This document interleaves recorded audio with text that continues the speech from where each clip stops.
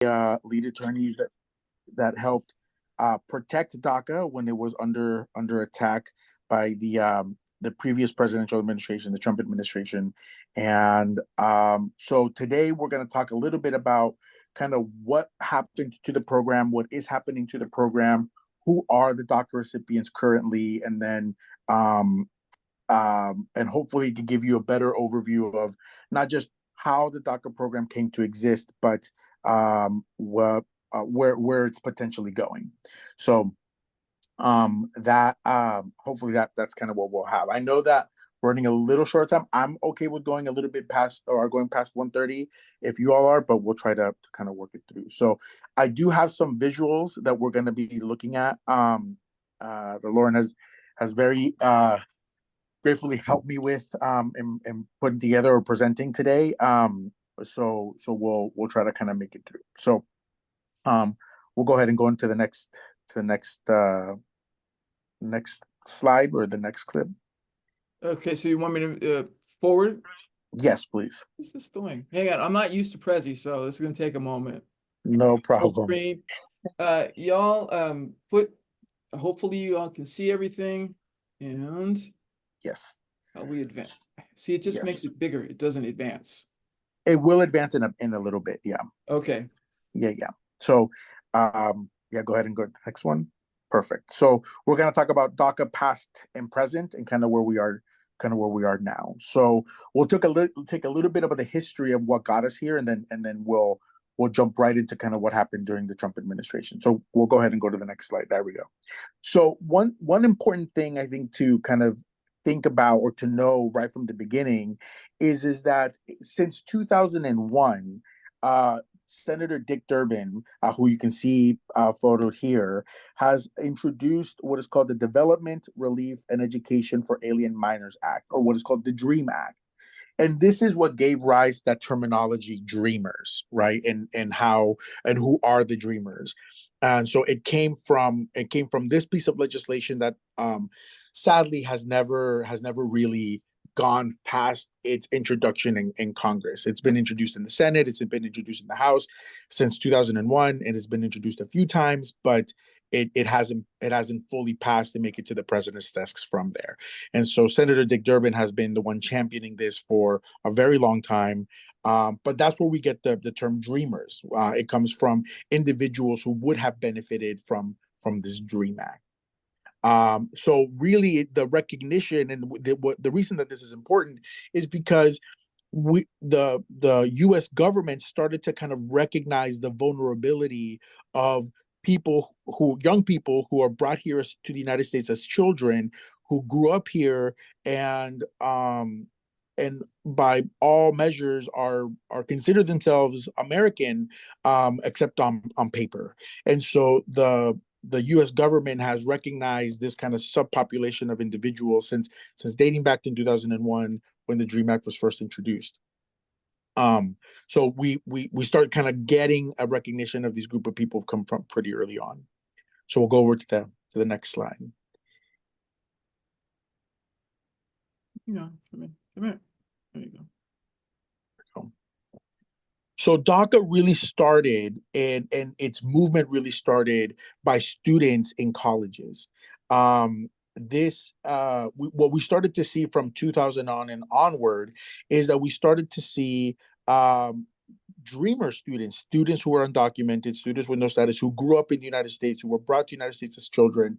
And we start seeing them start forming student groups in different colleges, in different community colleges and different universities across the US. In 2009 was kind of the first national convening of all these kind of student groups together. So student groups from community colleges in California, from Los Angeles, from the Bay Area, from Minnesota, from all over met. It had one convening in 2009, and in 2009 the convening only had about 40 participants, and it was done at the University of Minnesota.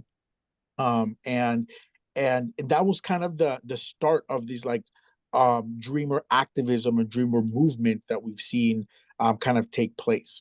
And so we started to see kind of this clustering of activists and young young students starting to think about like what is our futures are going to look like.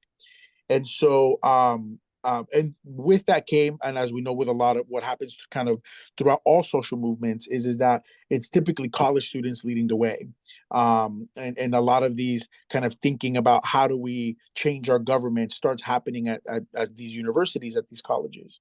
And so from 2009 up into 2012, there was a lot of these kind of like student activism led um, movements that were trying to get the government to do something, not just for Dreamers, but for all of the undocumented folks, their families, the parents, the siblings, everybody, right? And so the movement really started coming from these college groups, kind of started from 2009 and onward.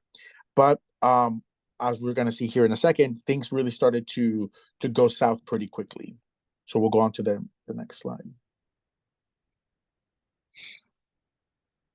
So by 2012, 2012 started to mark the end of President Obama's first 4 years in office.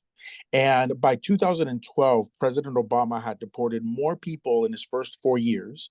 So from 2008 to 2012, he deported more people in the first 4 years than President Bush did in his entire 8 years in office.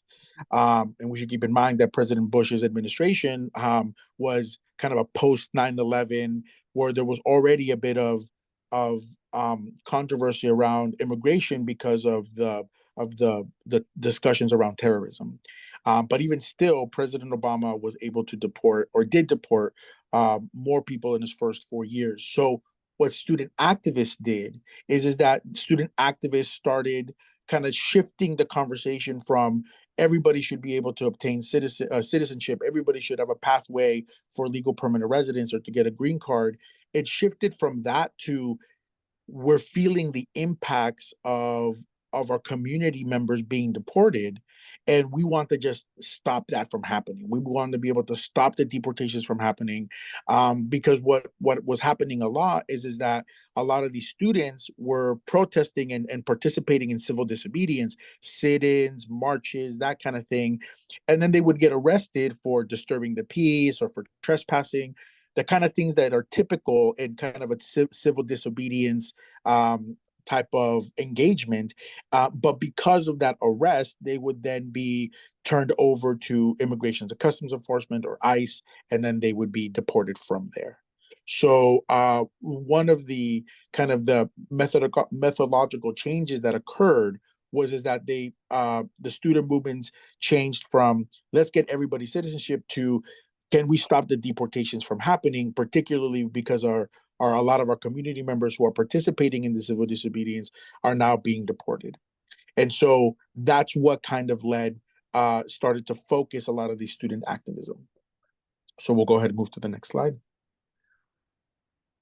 So we saw that was actually worked, and we know now that it worked for two reasons. One, because it actually made Obama enact DACA, but two, later in President Obama's most recent book, he actually does talk about a lot of these activism and how it impacted him. So on the left-hand side, we see kind of the symbolic statements that a lot of these activists were doing at the time, where they were, these are students who were graduating from high schools with no opportunities after high school. They didn't have a work permit so that they can have the ability to work, and they were vulnerable to deportation. And President Obama was in fact deporting a lot of people.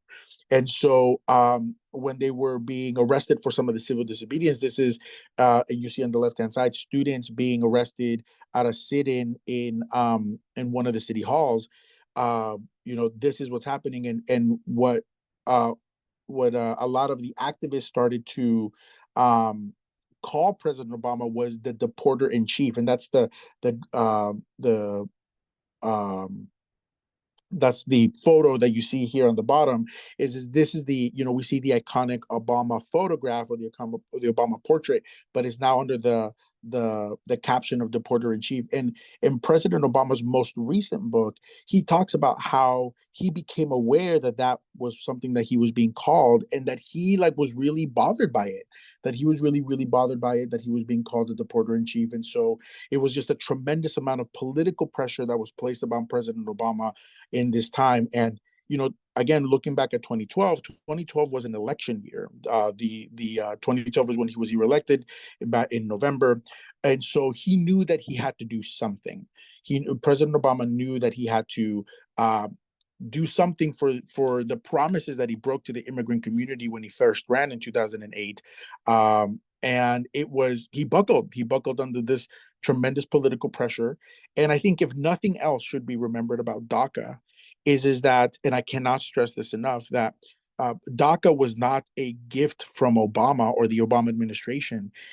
DACA was a political concession that was done by the Obama administration after tremendous amount of activism that was portrayed. And I think that should be a little unsurprising for any of us who's been around for, the different kind of social movements that have occurred throughout the time in the US, whether that's the civil rights movement, women's rights movement. It always has been that activism that makes politicians or the government move. It's never been really the government who has, done it out of the goodness of their heart because they think it's the right thing to do. It's the people who have put that pressure onto the political landscape. And so that's what was happening here.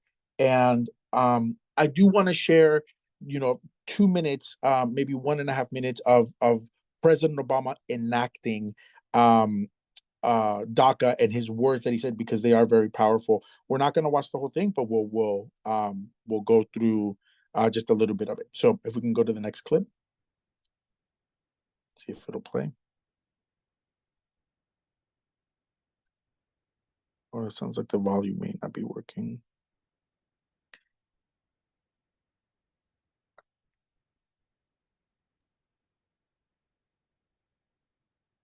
No sound. Dreamers. Now, these are young people who study in our schools, they play in our neighborhoods, their friends. With our kids, they pledge allegiance to our flag. They are Americans in their heart, in their minds, in every single way but one, on paper.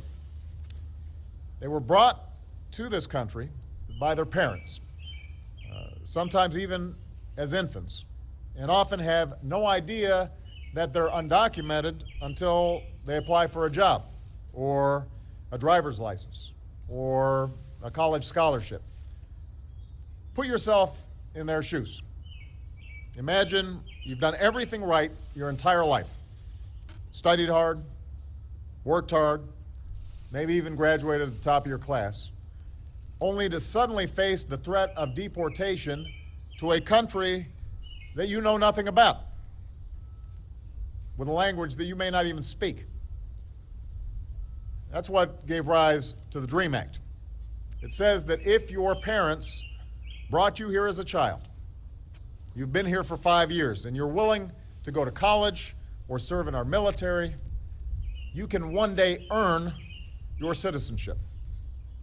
And I've said time and time and time again to Congress that send me the DREAM Act, put it on my desk, and I will sign it right away.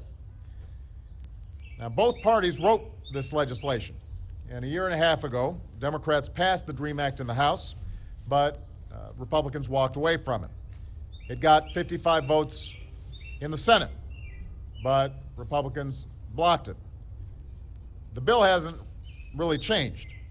The need hasn't changed. It's still the right thing to do. The only thing that has changed, apparently, was the politics. Now, as I said in my speech on the economy yesterday, it makes no sense to expel talented young people who, for all intents and purposes, are Americans. They've been raised as Americans, understand themselves to be part of this country.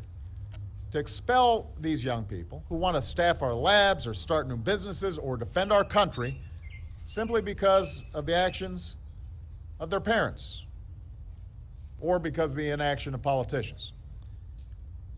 In the absence of any immigration action from Congress to fix our broken immigration system, what we've tried to do is focus our immigration enforcement resources in the right places. So we prioritized border security, putting more boots on the southern border than at any time in our history. Today, there are fewer illegal crossings than at any time in the past 40 years. We focused and use discretion about whom to prosecute, focusing on criminals who endanger our communities rather than students who are earning their education. And today, deportation of criminals is up 80%. We've improved on that discretion carefully and thoughtfully. Well, today, we're improving it again. Effective immediately, the Department of Homeland Security is taking steps to lift the shadow of deportation from these young people. Over the next few months, eligible individuals who do not present a risk to national security or public safety will be able to request temporary relief from deportation proceedings and apply for work authorization. Now, let's be clear, this is not amnesty, this is not immunity. This is not a path to citizenship. It's not a permanent fix. This is a temporary stopgap measure that lets us focus our resources wisely while giving a degree of relief and hope to talented, driven, patriotic young people. It is the right thing to do. Okay, Excuse me, sir. I think we can go to the next clip. It's not time for questions, sir. Not while. So we see President Obama announce it, and I think one of the dynamics that is important here is that with an announcement so important, it makes sense that it would be the president who would be announcing it, right? Something that is a significant change in how the government is going to be treating a very vulnerable population of the immigrant community, but also that he's the one who's taking ownership of the decision. And so what we know, and kind of what we know now, is that years later the Trump administration now comes into power, and there was a bit of a change that occurred from President Trump. He initially, when he first got elected, he said that he was going to treat the Dreamer community, or the DACA community, with heart. And then it was a few months later where the Trump administration actually ended DACA, saying that the program had all of these legal issues, and basically that the program was illegal to begin with, and so they kind of ended the program. The next few clips are gonna be much less. It's going to be only 30 seconds, but it's good that it's going to add to the reasons as to why DACA is where it is right now. So let's go on to the next slide. We are going to deal with DACA with heart. I have to deal with a lot of politicians, don't forget, and I have to convince them that what I'm saying is right. The DACA situation is a very difficult thing for me, because I love these kids. Before leaving the White House, Mr. Trump's predecessor vowed not to remain silent if he went after Dreamers. Efforts to round up kids who have grown up here and for all practical purposes are American kids and send them someplace else when they love this country. Getting an outcome on and DACA has been made all the more urgent due to a threat by 10 attorneys. All right. So now I'm here today to announce that the program known as DACA that was effectuated under the Obama administration is being rescinded. This unilateral executive amnesty, among other things, contributed to a surge of minors at the southern border that yielded terrible humanitarian consequences. It also denied jobs to hundreds of thousands of Americans by allowing those same illegal aliens to take those jobs. To have a lawful system of immigration that serves the national interest, we cannot admit everyone who would like to come here. It's just that simple. The nation must set and enforce a limit on how many immigrants we admit each year, and that means all cannot be accepted. This does not mean they are bad people or that our nation disrespects or demeans them in any way. It means we are properly enforcing our laws as Congress has passed them. We are people of compassion and we are people of law. But there is nothing compassionate about the failure to enforce immigration laws. Enforcing the law saves lives, protects communities and taxpayers, and prevents human suffering. Failure to enforce the laws in the past has put our nation at risk of crime, violence, and terrorism. The Okay, we can compassionate go to the thing next slide. is end the lawlessness. Enforce our So a few things that are happening here, I think, to keep in track of. One is that it was very notable for those who We are going to deal with Oh. DACA with heart. yeah, I have to sorry. deal with a lot of politics. So one of the things that was notable is go to the. I'm here today to announce.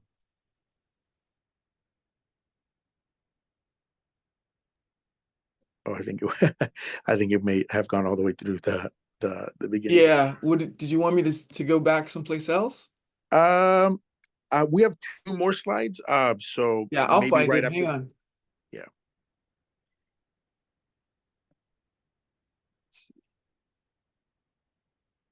Let's see. Yeah, you may just be able to fast forward through the ones that we've just gone through.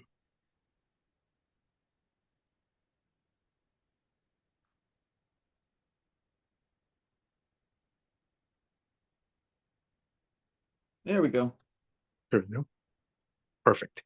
So one of the things that was noticeable is that when President Trump initially said, we're going to treat dreamers with heart, but then it wasn't him, it wasn't President Trump who announced the termination of the program. And this is a nuance that's going to be important to understand the dynamics of what happened.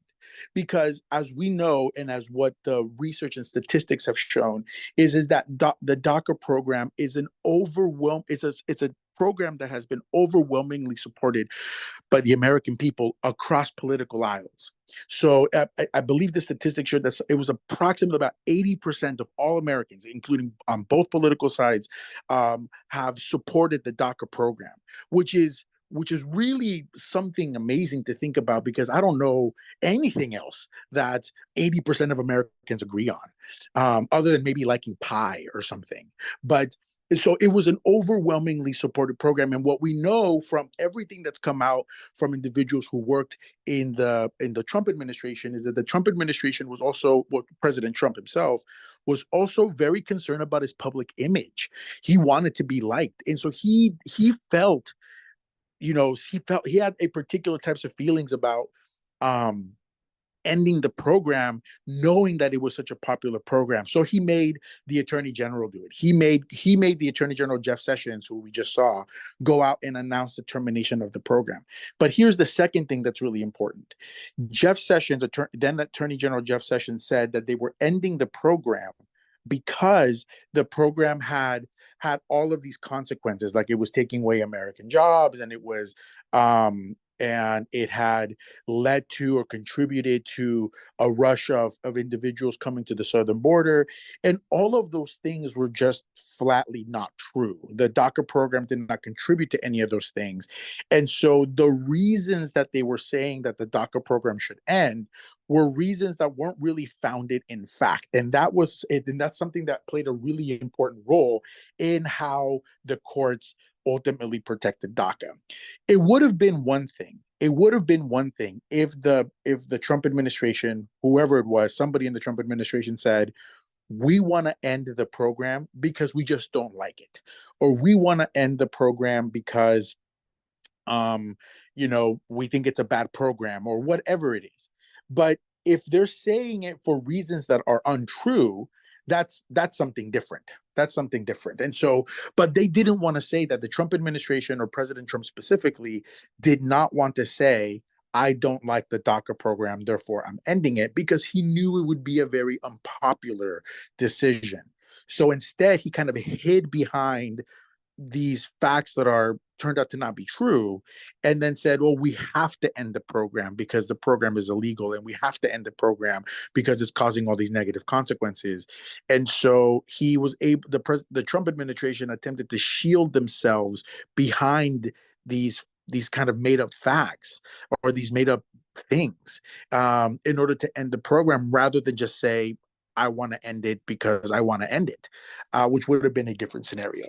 So what did we do? Well, we took President Trump to court, and so one of the things that occurred right when I saw Jeff Sessions. I was present when uh, Attorney General Jeff Sessions announced the termination of the program.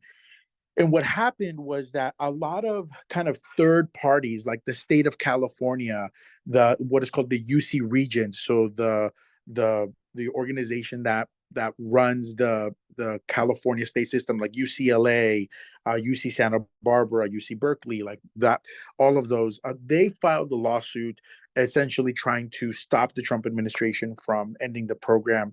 And so did the state of California. The state of California also filed a lawsuit. But one of the things that I noticed was that no one was filing a lawsuit on behalf of the DACA recipients themselves.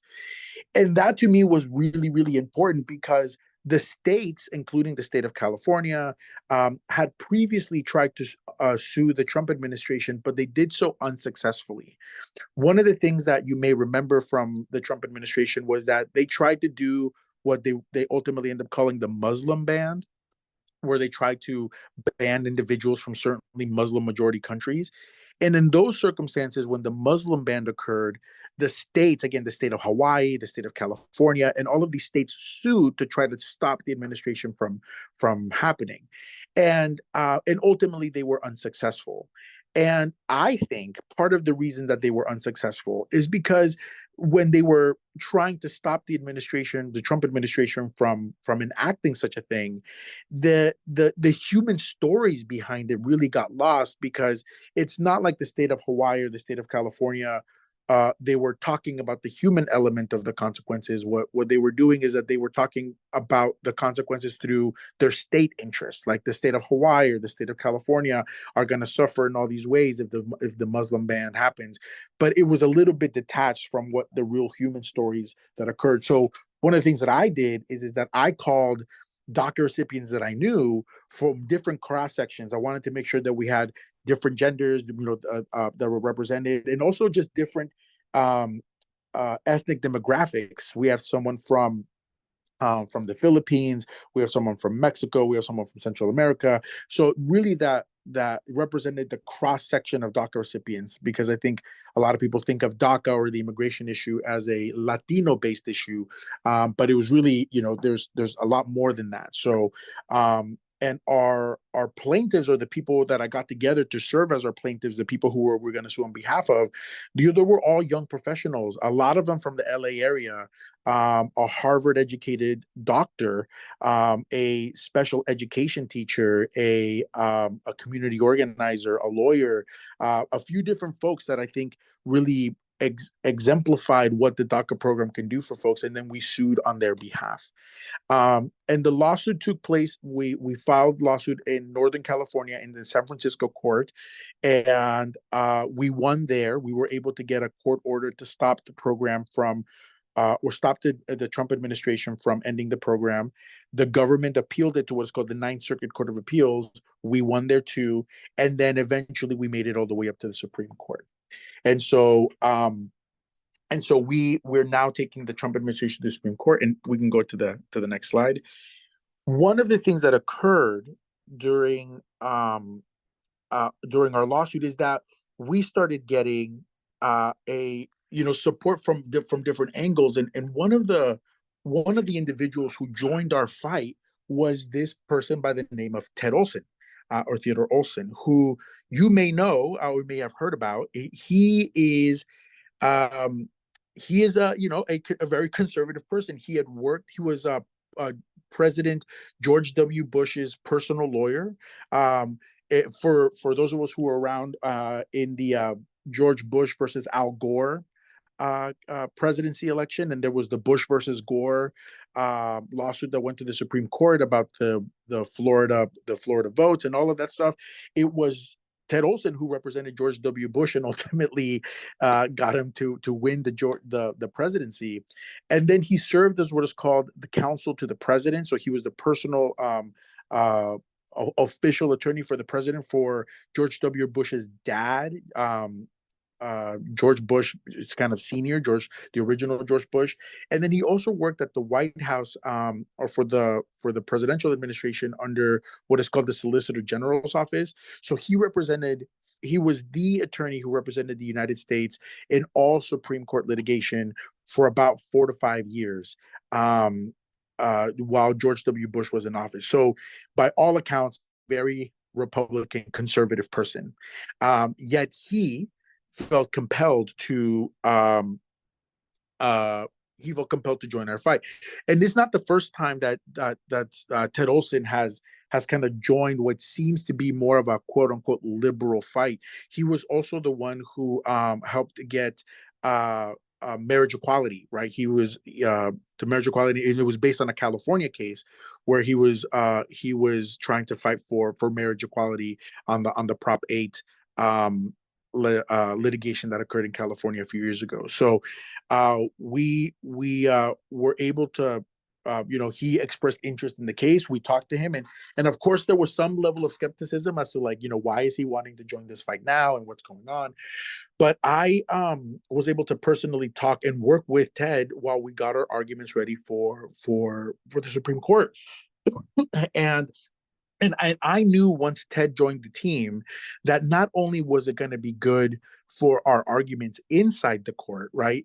The composition of the court at that time leaned a bit more conservatively, because at that time Justice Kavanaugh was just put on the bench, and so it leaned a little bit more conservatively. And we need somebody who knew how to reach that audience and reach that population in an argument and in a way and from a vantage point that really made sense to someone from that vantage point. And so we knew that having someone like him was gonna, sometimes it is the messenger that is important. And so we had that. But even if we lost at the Supreme Court, we knew that somebody with a more conservative tenor joining the chorus of voices that is advocating for DACA, we knew that would have hopefully an impact outside of the court too.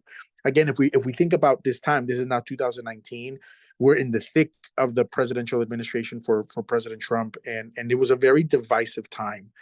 And so we knew that if we had somebody with a very conservative reputation as Ted Olson who would come and join our fight, we were hoping that it would make some difference outside of the court too, that individuals who leaned more conservatively in whatever respect would maybe see kind of our side and would hopefully maybe join our side as well, in and outside of the courtroom. So we had someone like Ted Olson come in and join the legal team and be part of the lawyers who were advocating for the case. And Ted and I are the ones who, on behalf of the DACA recipients, both of us personally went to the Supreme Court, and we actually were on the same car together and met up that morning. And it was quite an experience that I'll talk to you maybe towards the end of it. But we had him to join our fight, but it wasn't just him. And if we can go to the next slide, we also had some major heavyweights that weighed in on behalf of the DACA recipients. So once the cases go to the Supreme Court, there is this thing called amicus briefs. And these are documents, basically arguments that people who are not, or entities that are not part of the case, can weigh in on it and say, this is why we think it should go this way, or this is our opinions on it. And sometimes the court allows that if it might be influential. And so there was a lot of amicus briefs filed in this case, but one of the amicus briefs was done by Fortune 500 companies. Specifically, I think you see on the left-hand side is a note. It's a little small, but it says brief of 143 U.S. businesses, associations, and companies in support of the respondents, which was the DACA recipients. And on the right-hand side, we see a little bit of some of the companies, and we see Airbnb, Amazon, Ben and Jerry's, the Nielsen Company, the Univision, Verizon, Western Union, TripAdvisor. So we see all of these major companies who are saying, hey, this is going to have if DACA goes away, it will have a humongous economic impact, not just internally because we hire DACA recipients, but the blast radius, the blast effect that is going to have if DACA just all of a sudden comes to an end. is going to be really, really, really, really big. And so, the justices at the Supreme Court also had that to weigh in. And one other fun fact that I'll mention before we go to the next slide is one of the other amicus briefs that was filed on behalf in support of the DACA recipients was by the American Medical Association. And the American Medical Association filed, again, one of these things called an amicus briefs, an argument in support of keeping DACA. And one of the things that they said, almost predictively and almost kind of weirdly, is that they said, there's a lot of DACA recipients that work in our healthcare systems, from doctors to nurses to EMTs, to ambulance drivers, to all of that stuff. We have a lot of them that work as first responders and in the medical field. And if the U.S. ever goes through a pandemic and we don't have these DACA recipients around, it's going to be catastrophic. And this is at the end of 2019. And we all know what happened at the beginning of 2020 is we got hit with a pandemic. So it was a little eerie that it kind of predicted what would happen, but it did mention and emphasize the importance of what DACA recipients, what big of a role they play in our society. So that weighed in heavily with the court too. We'll go ahead and go to the next slide. Eventually, and this I think part's going to be important, the Supreme Court sides with the Dreamers. They side with us in our arguments. And there was basically two components to the DACA case. One of them was, is the program legal to begin with? Is the DACA program legal? President Obama do this? Was he allowed to do this when he announced it? Is this something that the U.S. government can or cannot do? That was one question. But the second question, the part two, was, well, when President Trump terminated the program, when he ended it, did he end it the right way? When a government is going to end a program that is not just very popular, but also very important to our American society, just the functioning of our American society, when they're going to end a program like that, just all of a sudden, can they just do that, just kind of pull out the rug from under people? And can they do it for the reasons that they said? Again, they did not say, I want to end the program because I want to. They said, we want to end the program because it's led to a lot of violence, and it's led to a lot of people losing their jobs, and it's led to all of these other things that turned out to not be true. So what the Supreme Court did is that they sided with the Dreamers, but they only touched upon that second question. They said, President Trump, the way that you ended the program, that wasn't, you didn't do it the right way. You can't just end the program like that kind of willy-nilly without keeping into account like all of the impacts it's going to have on American society. Like the Fortune 500 companies that filed their briefs, they said, if you just end DACA like that, like it's going to cost us billions. Like just the effect is going to be so wide. Billions collectively, and it's going to impact so many of our employees, and it's just going to have a lot of really disruptive effect. And it feels like the Trump administration didn't really take that into account, because they didn't. But also what the Supreme Court said was, well, as it turns out, President Trump, the reasons that you're saying that the DACA program should end aren't real reasons at all. And so the government can't end a program based on basically fake reasons. And so what the Supreme Court ultimately said was, President Trump, you can end the program if you want. You can end it, of course, and we know that. But you basically have to own the decision. You have to say, if you want to end it, say you want to end it. Say that you don't like the program. And then also just tell us how you kept all of these consequences into account. Say, yes, I know it's going to cost us a lot in the economy. Yes, I know it's going to have a big disruptive effect in the American society, but I still want to end the program. If President Trump were to have said that, then the legal challenges go away. Then the consequences become political consequences. He's going to have to face whether the public wants that or not, And so, but he just didn't end it the right way. And so, the termination, his decision to terminate the program, had to be invalidated because he just didn't do it the right way. Now, to be sure, this was a delay, not a deliverance. So they didn't save the DACA program altogether. They just said, the way that you ended it, President Trump, was not the right way. And so that's where we were towards the end of the Trump administration. And we see here on the right-hand side, a little bit of the Supreme Court decision and ultimately what it says is that the acting secretary, which is the secretary to the Department of Homeland Security, the Trump administration, did violate the APA, the Administrative Procedures Act, and that the decision to rescind the DACA program needs to be vacated. So, so we'll go to the next slide, and we're almost kind of done here. So at the end of the Trump administration, what he didn't do is that he didn't go on and say, I want to terminate the program. So this happened kind of in the middle of 2020 is when we got the decision, and so what President Trump could have done is that President Trump could have said, I just want to end the program because I want to end it. I want to end the program because I don't like it.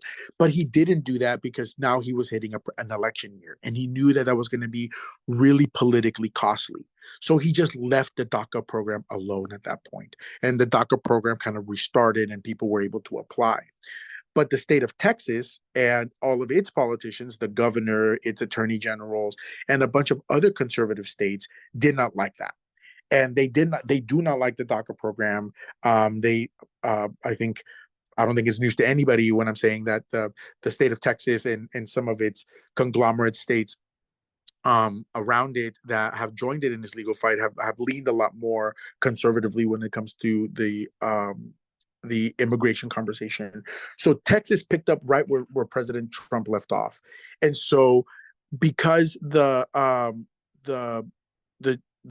Supreme Court said that President Trump did not end the program directly, or did not end the program correctly, but it didn't say anything about whether the program was legal to begin with or not. It kind of sidestepped that question. So what the state of Texas tried to do and is trying to do is that they're trying to get a court order that says that the DACA program is just flat out illegal to begin with. It basically leaving off where the Supreme Court, picking up where the Supreme Court and the Trump administration left off. So they sued, and they sued in Texas, and they sued in a very particular court where they knew they were going to get a judge who typically sees the DACA program in the same way that they're advocating for. And so they sued in the court, and they sued in a court where Judge Andrew Hanen is the judge. And Judge Andrew Hanen for years has been very vocal about his skepticism and about how he feels about the DACA program and just the Obama administration generally. He has been very critical about the Obama administration and its enacted policies. And so when the state of Texas sued in a court that he was in, they knew that they were going to have kind of a friendly ear to listen to their arguments. And that's exactly what happened. So they sued in Texas, and in September 13th, 2023, so a few months ago, finally the Judge Hanen declared the DACA program fully illegal. And so they basically, the state of Texas was arguing that the Obama administration didn't have authority to create the program to begin with. The Biden administration did try to kind of cure or try to fix the reasons that the states were saying that the states were saying that the Obama administration did wrong to begin with. Like the state of Texas was saying the Obama administration should have done all of these things, and the Biden administration tried to fix those to try to kind of avoid the lawsuit, but it didn't work. Ultimately, the lawsuit kept moving forward, and so Judge Hanen declared the DACA program illegal. But one of the things that Judge Hanen did was that he said, okay, well, yes, I'm declaring the DACA program illegal, but I know this is going to get appealed, and I know that this is going to go to the Supreme Court. So it's still, the case isn't over. And in the meantime, part of what Judge Hanen did is that he said, okay, current DACA recipients can continue renewing their DACA status and their work permits, but no new applications can be essentially adjudicated or can be resolved. So people who have DACA, who have had DACA, can continue to renew it, but individuals who could have applied for DACA or do qualify for DACA but didn't apply or had not applied, can no longer apply. So it kind of just froze the program where it is without adding more applicants to it. And one thing to keep in mind is that the DACA program, in order to enlist and enroll in the DACA program, you have to be at least 16 years old to apply. So a lot of people had to age into the program in order to apply. So there was a lot of 14, 13-year-olds who were waiting to apply for when they were 15, 16 years old. But when the program went away, now they couldn't apply anymore. And so each year we have kind of a growing number of class of individuals who could have applied for the program, but didn't. And I think the estimated amount of DACA eligible individuals nationwide is about 1.3 million kids who would benefit from this program, but have not otherwise can otherwise apply. So that's kind of where we are in so we can go to the next slide, kind of that just zooms out, I think. But that's kind of where we are in the DACA program. And I do have some statistics here that I want to share briefly, just so that we can get a sense as to like who they are statistically. Currently, there are about a little over 500,000 DACA recipients right now. There was about, at its peak of the program, 800,000 DACA recipients. But that number has since dwindled because either individuals lost their DACA program because of something that happened, or a lot of them, they end up marrying U.S. citizens, or they end up getting the chance to get their green card some way, shape, or form. And also we have some DACA recipients who were really tired of the limbo and the attack on DACA and decided to effectively self-deport or leave the country on their own because under the stress that they had of like, is DACA going to stay or not? So because of all those factors, the number of DACA recipients currently has shrunk to about 500,000, a little over 500,000, with the majority of them being in California. There's about 150,000 DACA recipients in California. It's the largest state with the DACA recipients, or the state with the most DACA recipients. The one that follows is Texas with about 87,000, and Illinois with 27,000, then followed by New York with 21,000, and then Florida, North Carolina, and then it kind of dwindles from there. Los Angeles and the greater Los Angeles area is the area with the most DACA recipients in the U.S. So the greater Los Angeles area has about 64,000 DACA recipients as of the beginning of this year. It's followed by New York and the New York area. So that includes New York, Newark, and Jersey. And they have about roughly 31,000 DACA recipients. So the greater Los Angeles area has about double of that of what New York has, the New York area has. Then that's followed by the Dallas-Fort Worth area, that's about 28,000, and then Houston, which is about 27,000, and then Chicago with 26,000, and then kind of starts doing from that. And that doesn't take into account, when I'm talking about the Los Angeles area, it doesn't take into account Riverside, San Bernardino, Ontario, kind of outside of that. If we take that into account, that's about 20,000. So if we're looking at the greater Los Angeles area with Long Beach and Anaheim, that's 63,000. And if we include Riverside and San Bernardino and Ontario, that's about 20,000. So altogether, that's about almost 100,000, a little like about 83,000 DACA recipients in that area alone. And so, and to kind of round it out, the most of the DACA recipients are coming from Mexico. Mexico makes up the greatest nationality of the DACA recipients, followed by El Salvador with 20,000. In Central America, which is Guatemala and Honduras, each one have about 13,000. And then the next up is South Korea with about 5,000 DACA recipients. And then we have some South American countries like Brazil, Colombia, Argentina. They each have about 4,000. And then Jamaica and the Philippines kind of have about 2,000 each. And then it dwindles from a lot of different countries, but there are many, many different countries that are represented. We have DACA recipients from Syria, from Laos, from Afghanistan, from Yemen, Turks and Caicos, Ethiopia, Australia, Canada. But the greater amount of DACA recipients does come from Mexico, Central America, South Korea, and then from some South America. So little demographics as to where the DACA recipients are coming from, and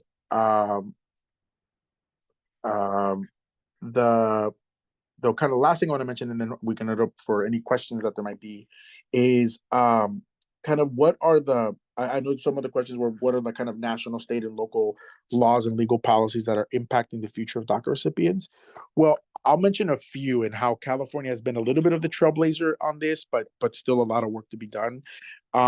So right now, a lot of DACA recipients is access to things and access to some of the more basic building blocks of life is tied to their DACA status. So, for example, their ability to work and their ability to be employed is tied to their DACA status. So, if and when DACA goes away, then these DACA recipients will have to find a different way to be employed, and that gets kind of hyper technical about like what it means to be quote unquote employed, and what kind of creative workarounds there are on it. There was recently a big effort by students towards the UC region, so the UC system in California, UCLA, UC Santa Barbara, UC Berkeley, for the UC system to adopt a way to be able to hire students without technically considering them an employee, like through a fellowship or through scholarships or through different ways that they can kind of hire or employ students without them having to actually be considered quote unquote an employee, so that they could hire individuals who don't have DACA or individuals if and when they lose their DACA. Because I do think it's a matter of when. I don't think it's a matter of if. I think with the current dynamic of and the makeup of the Supreme Court, if and when the DACA case goes back to the Supreme Court to answer the question about its legality, I don't think that they have enough. I don't think that there's enough votes to save the DACA program this time around. We had Justice Ruth Bader Ginsburg when we took the court to the Supreme Court, and Chief Justice Roberts leaned our way with the rest of the kind of more democratic liberal justices. But this time, there's an increased amount of conservative Supreme Court justices who I think have all already kind of demonstrated which way they're going to go if this case goes back up there. So the employment access is I think the employment opportunities and access to employment is something that impacts the future of DACA recipients, and their sometimes their eligibility for scholarships can be tied to their DACA status. Some scholarships require some sort of like proof of lawful status or legal status, and DACA allows that. So if DACA goes away, those opportunities and those accesses also go away. But also just the impact to, I mean, I think also there's going to be this social impact, right? There has been studies done about the impact that DACA has had on individuals and their mental health. Like once they got it, and once the kind of sword of Damocles that they had about this deportation that they may or may not face, once you get rid of that, it had really significant positive mental health benefits to individuals who were otherwise really, really stressed out about potentially being deported on any given day. And so the reinstatement of that fear, I think, is going to be real significant on the DACA recipients currently. And just having that kind of threat of deportation. So there's a few more that I can say about it, but maybe I'll stop there so that I can also give some time for questions if there is time. I know that we're like kind of significantly over time, but yeah. Is that the last slide, sir? Yes. All right, I'm going to stop sharing now. Okay. And we'll open it for Q&A. Anne is going to run the Q&A if people have put their questions in the Q&A box. But Anne, how do you feel about this? We've got a small enough group. Can people just raise their hands and you call on them? Oh, sure, that would be fine. Yeah, let's do it that way, folks. Okay, I think, well, Sue did have one question in the chat before the Q&A before we go on, and she just wanted to know what Well, she could basically raise her bottom hand. line. We got a small enough. Okay, go right ahead. Linnea. So, I'm aware that DACA recipients have to be born on or before June 15th, 2012. The children born after that date must be even more vulnerable. What do you see as their future? Yeah, that's a really good question. So one of the things that the Trump administration, that the Biden administration tried to do is that they tried to move that date to be a more updated date, so that the class of individuals can be widened. That was part of the Texas order saying that they can't do that because if the initial program is illegal, then expanding it is also illegal. But I think it raises a really good question about, like, well, even if they move up the date, in a few years' time, there's going to be more people that aren't going to be able to qualify, and they also get vulnerable. And you're right. Like, I think it really kind of highlights how DACA is really just a it's a temporary fix, that it only helps a certain class of people. And as the years keep progressing, there's going to be more and more kids that were brought here as children who are not going to have the DACA protections, and they're basically left with nothing. And that's what we have now. So every year there is a graduating high school class with dreamers that don't have these DACA protections or DACA benefits, and it's rough out there for them. Some of them are trying to go to college, but they have very, very, very limited access to financial aid. Most of them can be formally employed, so they're working in a more informal economy and trying to work for cash or something else. So it's rough. And I think I think it's going to be particularly rough if we have a second Trump administration who was kind of indiscriminate about who they're going to deport, and so and who they chose for deportation. And I think that they would be at even greater risk at that point if we do have a second Trump administration, which is, I think it's within the realm of possibility, quite frankly. So I think that's the risks they're facing in the future. I'm not sure if that answered your question. Yes, it did. Thank you.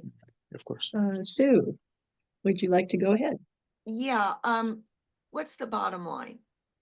What do you see as happening to these kids and the potential people who are going to follow? And do you have a magic formula to solve this issue? It's a really good question. I think the bottom line, I think, on just the DACA program is that it's going to end. I think that the DACA program is going to end. I think that the Supreme Court will end it. And I think what I anticipate is going to happen, I think it also, so I think in terms of timeline, the case, the kind of renewed DACA case, that the case that Texas has brought, probably will make it to the Supreme Court by either late this year or early next year, just of how litigation timing works and how slow it could be. So I do think it's going to end up sometime late this year, early next year, where they will likely end the program. And so what happens from there, I think it's going to depend on what administration we have at that time, given that this is an election year. I think that if just seeing how things are going, I think that if we have a Biden administration, I think that there's going to be a use of the DACA recipients for bargaining chips of other kind of things that are going to be happening, because obviously the Democrats are going to want something to happen with DACA and maybe a legislative fix to happen with DACA, and the Republicans know that, and they're going to use that as a bargaining chip for other things. And I think that there's going to be quite a bit of gridlock for that to kind of move forward. In the meantime, while that is being resolved, I do think that individuals are gonna. Well, I think there's gonna be there's gonna be an economic impact.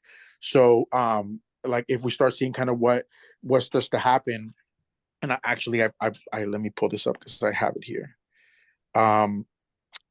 In Okay, so there's a roughly, if we put it on average, the DACA recipients get their DACA status every 2 years period, and then they have to keep renewing it every 2 years.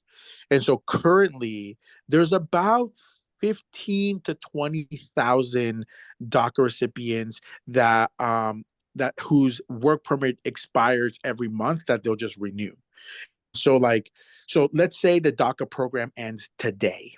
There's no more DACA program. And let's say the way that they're going to do it is, okay, we're not going to just take away your work permits. You can use them until they expire, and then you cannot renew them, which is likely the way that the Supreme Court will end the program. Just let it expire naturally, and then you just can't renew. That means that every month there's going to be about 15 to 20,000 people who are just going to be out of a job because their work permit's going to expire and they're not going to be able to get a new one. And so the economic impact it's going to have on the community is going to be exponential, because it'll be 15 to 20,000 one month, but then 15 to 20,000 the next month. So now that's 20,000 people in 2 months, maybe 30,000 people in 2 months, 30,000, whatever. And so we're going to start seeing those economic impacts, but also the sociological impacts, because some of these individuals are doctors, and we're talking about doctors and their patients and students and their teachers. So we're going to start feeling these impacts of it pretty fast. So what is that going to mean? Well, sometimes it takes disaster for Congress to act. So hopefully Congress will get their stuff together and maybe enact a more permanent solution for DACA recipients. That might be kind of the upside of the DACA program ending, is that it will force them to do something. That's putting a lot of faith in congressional action, which I'm a little skeptical of, seeing the DREAM Act kind of lose every time. I'm going to Yeah. interrupt you with a quote from my dear departed mother. Don't hang by your eyelashes for that to happen. To piggyback, what kind of advice would you give to kids who are still waiting for something positive to happen?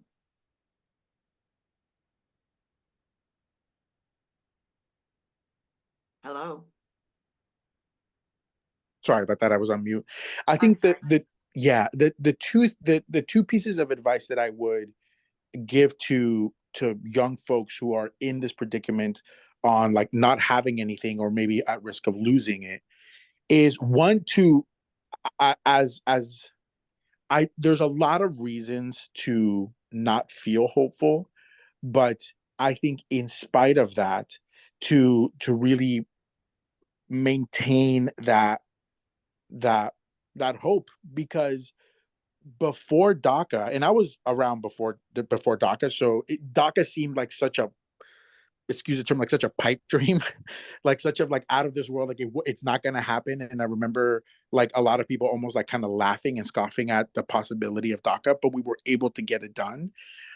And I think that you know, when what it seems to happen when some of our most vulnerable communities are under attack, people show up and people really step up. And I'm talking about not just the communities impacted, but allies too. And I do think that people are going to show up, and I think people are going to have their voices heard. And so there is reason to be hopeful too. And I would want them to maintain that hope that people will show up for them. But that goes to my second point, which was the reason that DACA got done was because individuals who were impacted got involved, and they were active.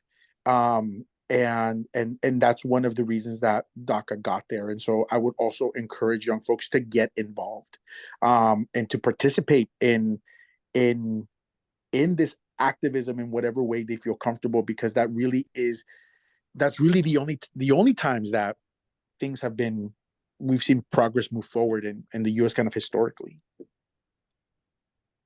Jean has Okay, a looks like question. we have a couple of hands up here. I think Linnea was first and then Jean.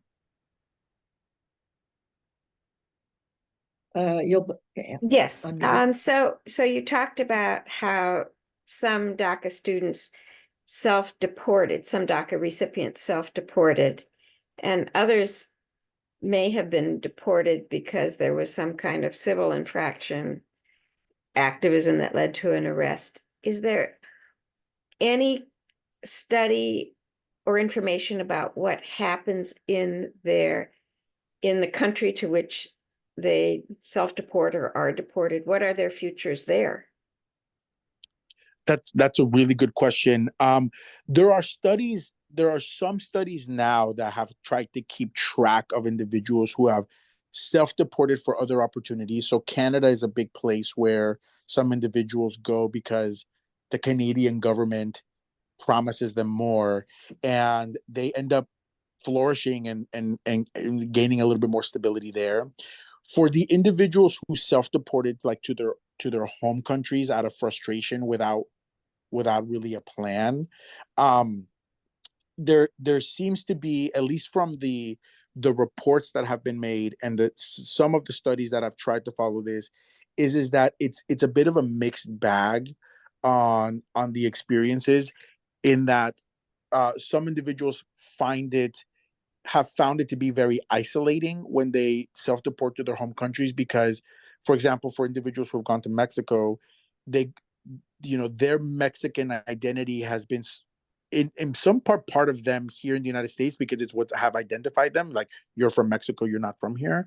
But when they go from Mexico, they kind of have this almost opposite feel, like, oh, I don't feel Mexican at all because I can't relate to any of its cultures because I'm so used to the American culture.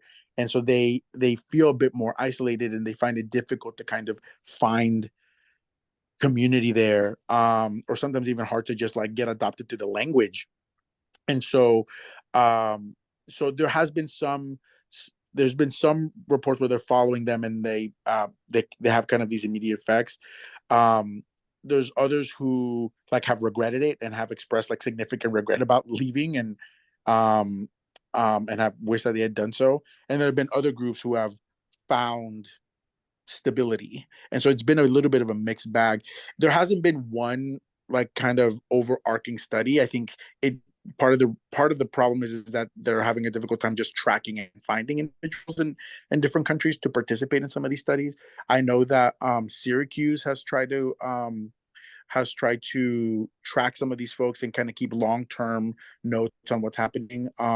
Same thing with UCLA, but I don't know if there's been anything kind of really concrete other than some kind of like ethnographic research. And then there are like news reports that try to follow some folks there too. Thank you.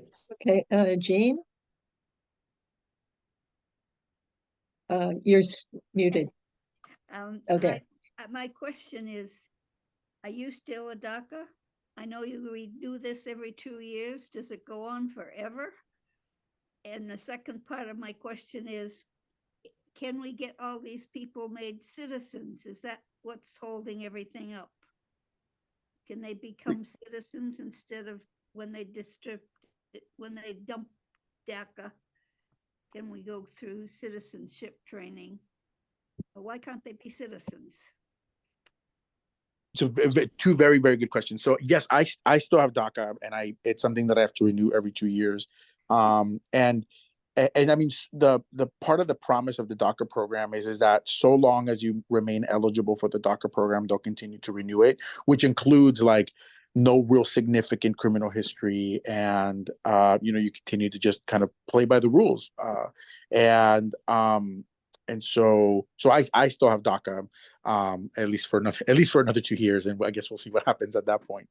But to your second question, which I think is a simple question that doesn't have a simple answer, which is why can't individuals just apply for legal status? I guess to start, one of the things that is unique to the United States is that as of 1996, the United States does not have what is called like a self-petition program, or someone who can just like apply for legal status on their own because they want to. Um, there used to be such a thing kind of prior to 96, but and even before 1985, but after 96, they made it so that it was really just a petition-based program. So really the only way that somebody can get their legal status in the US is if somebody else or something else is petitioning for the individual, submitting an application on behalf of that individual in order for them to try to gain legal status.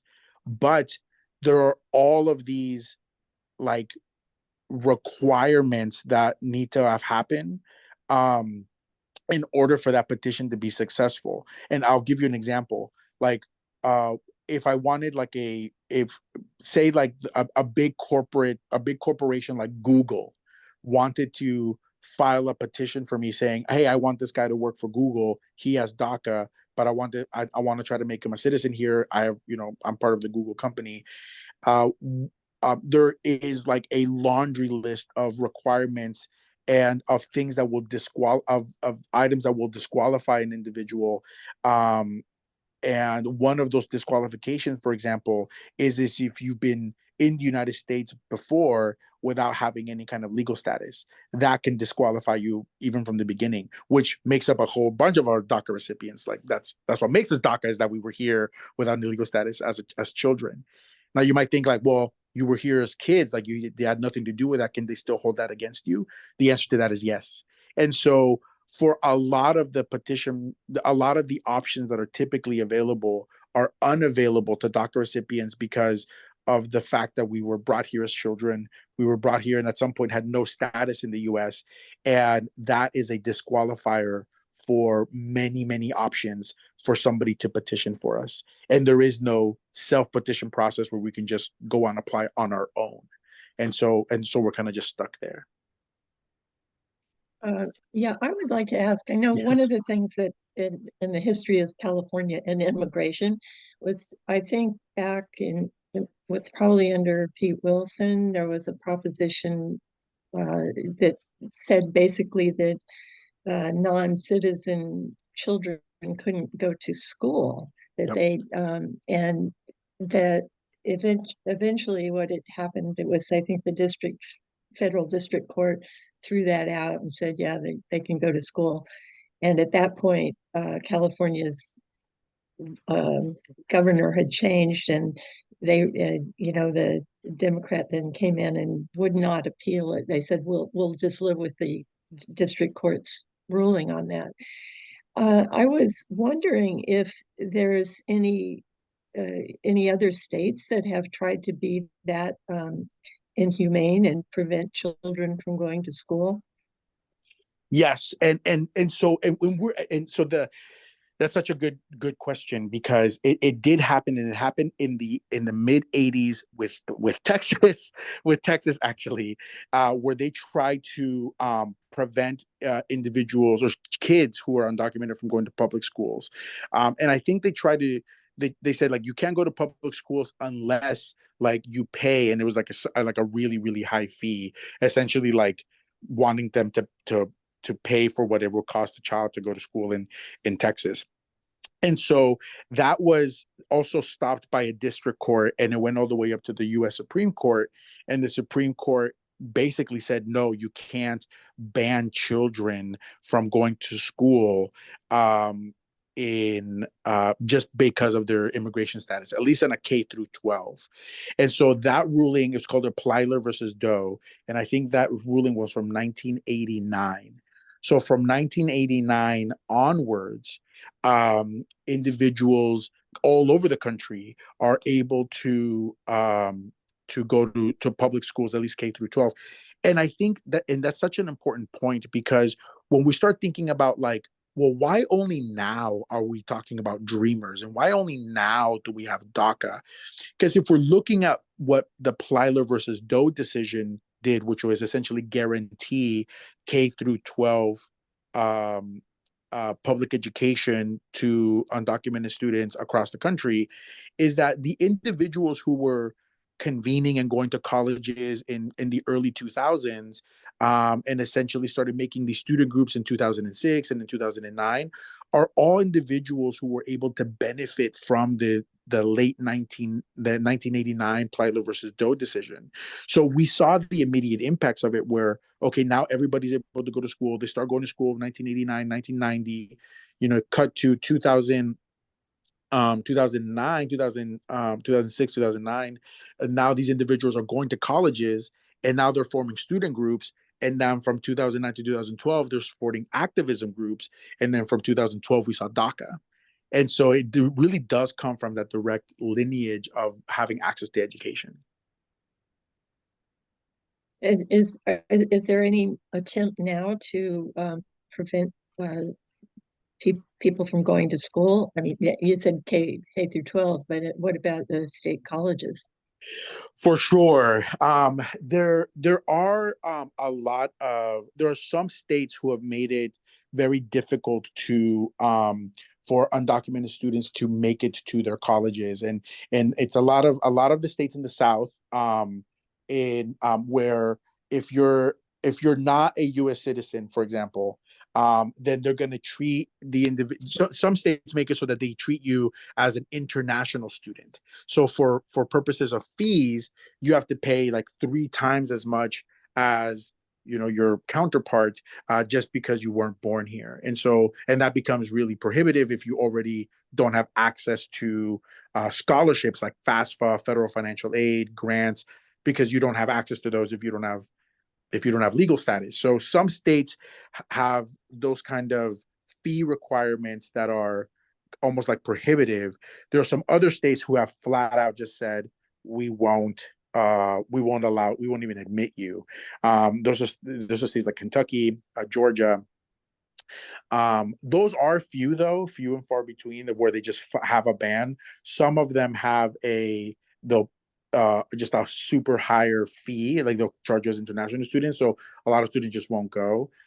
Places like California, Oregon, Washington, a lot of the East Coast, Massachusetts, and places like that have enacted legislatures so that individuals, if you can prove that you've lived in that state and went to high school, you graduated from a high school in that state and went to high school there, and are now applying to a community college or a state college, they will allow you to pay in-state tuition. And California was a trailblazer on that back in 2006.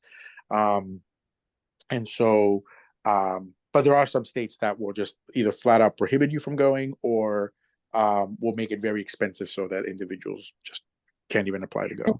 Just Well, one thank you for that. And we got time for one more question before we I have was to about sign to off. ask. I was about to ask one, if nobody else wants to go. We were talking about college, but you mentioned that you are an attorney. You mentioned that there was doctors who were in the DACA program. If it weren't through DACA, would you have been able to become a lawyer? Would the doctor have been able to be a doctor? Yeah, that's a really good question. So I'll speak of my experience first, and then I'll talk about the doctor who's not only a dear friend of mine, but he was also a one of our plaintiffs. So when I went to law school, I went to law school before there was DACA, and so I actually ended up going to the University of Idaho. I never thought of myself of going to Idaho. I grew up in California, and I never wanted to leave the sun. And so, it was this is again back in 2000, and this is in 2010. And so the concept of like dreamer students or undocumented students was still pretty fairly new. And so it was in California, schools were really expensive, and I couldn't apply for financial aid. I wasn't eligible to apply for financial aid, like to get like student loans and things like that.